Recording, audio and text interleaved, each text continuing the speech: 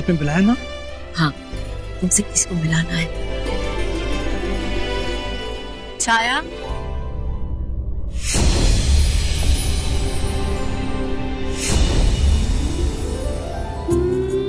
ये तुम्हारी बड़ी बहन छाया। तुम्हारी भांति ये मुझसे बिछड़ गई थी, परंतु नियति ने इसे उचित समय पर मगध पहुंचा दिया।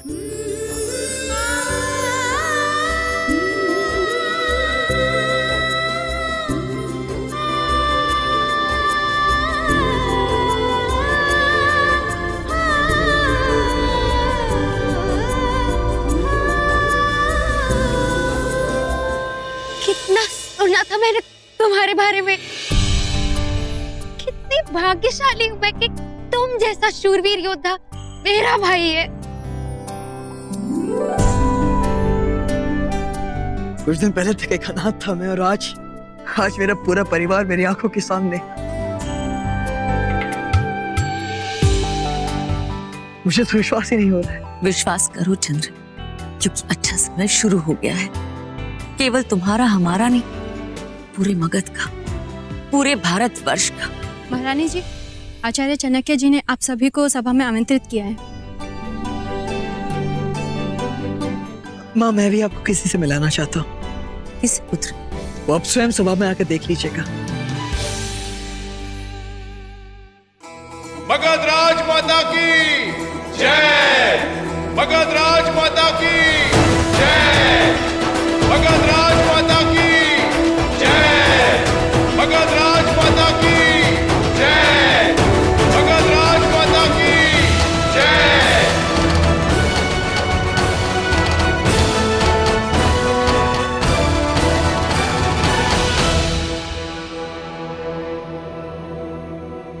माँ, मैं इन्हीं से आपको मिलाना चाहता था।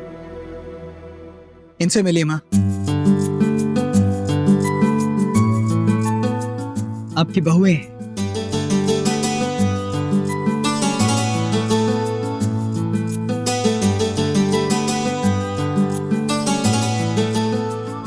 माँ, ये हेलेना है, ये सेनापति सेल्यूकस की पुत्री है। और ये दुर्धरा, ये पीपली वन के नगर सेठ भानुगुप्त की पुत्री। ईश्वर तुम दोनों की जोड़ी बनाए रखे। और ये मेरी बहन छाया।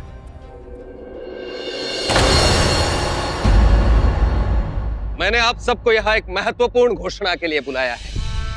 चंद्रगुप्त ने मगध पर विजय पाई है, इसलिए चंद्रगुप्त मौर्य अब मगध का नया सम्राट होगा।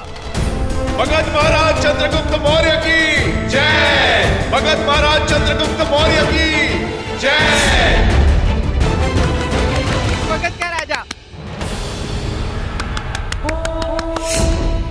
नंद का अंश अभी तक जीवित है। मगध का राजा, मगध का नया राजा।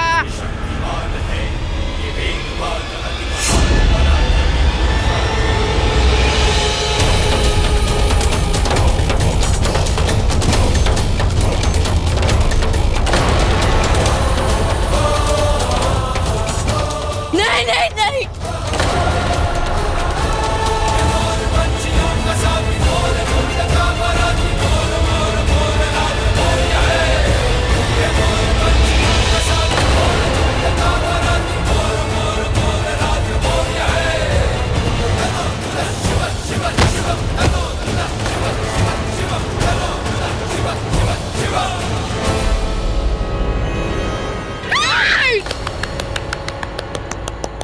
मगध का नया महाराज, मगध का नया महाराज।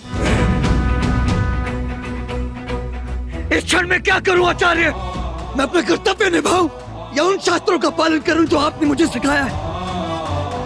क्योंकि एक तरफ आपका प्रण है कि जब तक मैं नंद कुल का विनाश नहीं कर देता, आप अपनी शिखा नहीं बांधेंगे, और दूसरी ओर आप ही के सिखाए शास्त्र जो मुझे ऐसा करने की अनुमति नहीं दे रहे हैं, क्योंकि शास्त्रों के अनुसार एक विकसित पर वार करना वर्जित है।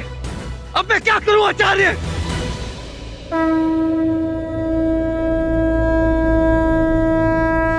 इस समय तुम मेरे शिष्य नहीं, मगध के होने वाले राजा हो चंद्रगुप्त। और एक राजा को शास्त्रों की बात सदैव माननी चाहिए। आचार्य आज है कल नहीं, परंतु शास्त्र सदा रहेंगे। और जो राजा शास्त्रों के अनुसार शासन करता है वो चक्रवर्ती कहलाता है। और आज इसे ना मारकर तुमने ये सिद्ध कर दिया है चंद्रगुप्त कि तुम मगध के राजा बनने के योग्य नहीं, अपितु समस्त भारतवर्ष के सम्राट बनने के योग्य हो। चंद्रगुप्त मौर्य की जय, चंद्रगुप्त मौर्य की जय। सैनिकों, इसे जीवित वैद्य के पास ले जाओ और इसका ठीक से उपचार कराओ। मगध का राजा, मगध का नया राजा। आइए महारानी। मगध राजमाता की जय, मगध राजमाता की जय।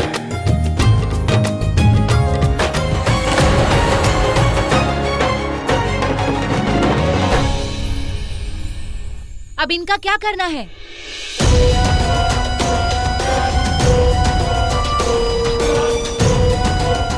इसे कारागार में भेज दो और बाकियों को नजर बंद कर दो।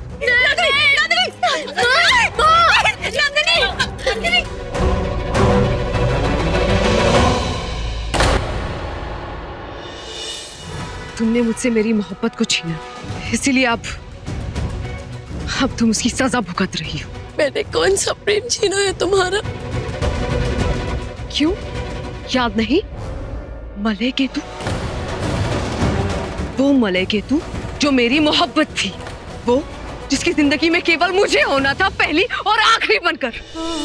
मेरी मोहब्बत को मुझसे छीन कर बहुत तकलीफ पहुंचाई है तुमने नंदिनी मुझे, इसलिए आप इसी कैद खाने में सारी जिंदगी रहोगी और वही तकलीफ पाओगी तुम।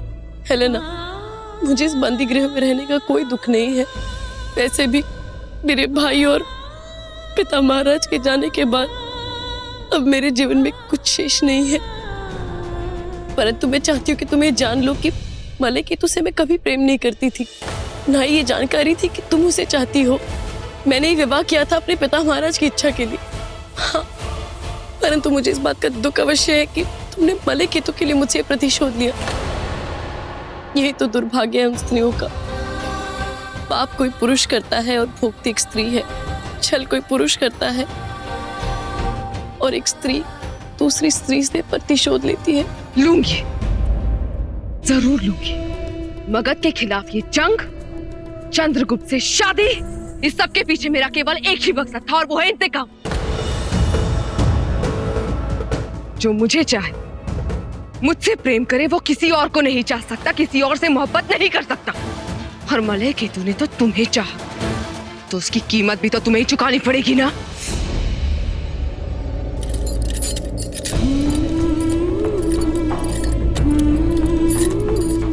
मैं तुमसे क्रोधित नहीं हूँ हेलेना, बल्कि दया आ रही है तुम पे। तुम कितना पीड़ा से भरी हो। अगर मुझे पीड़ित करके तुम्हारी पीड़ा कम हो जाती है तो फिर मैं प्रस्तुत हूँ हेलेना, क्योंकि तुमने एक छलिया से प्रेम किया जिसके कारण मुझे मेरे पिता महाराज को खोना पड़ा। हेलेना, हेलेना, हम तो मित्र थे ना हेलेना। मित्रता के लिए मुझे एक बार कहती थी कि मलय केतु तुम्हारा है, मैं पिता महाराज की जो आज्ञा थी उसे भी नकार देती। मित्रता के लिए एक बार तो कह देती मलय केतु तुम्हारा ही रहता, फिर जीवन भर। एक बार कह देती मुझसे मित्रता के लिए, एक बार कहा क्यों नहीं कहा? हाँ, नहीं कहा, क्योंकि हेलेना मांगना नहीं चाहती। वो या तो पाना जानती है या फिर छीनना। तुम्हारी खूबसूरती ने मलय केतु को अपना गुलाम बनाया था ना, तो अब तुम मेरी गुलाम बनकर रहोगी सारी जिंदगी, बांधी बनकर रहोगी हमेशा।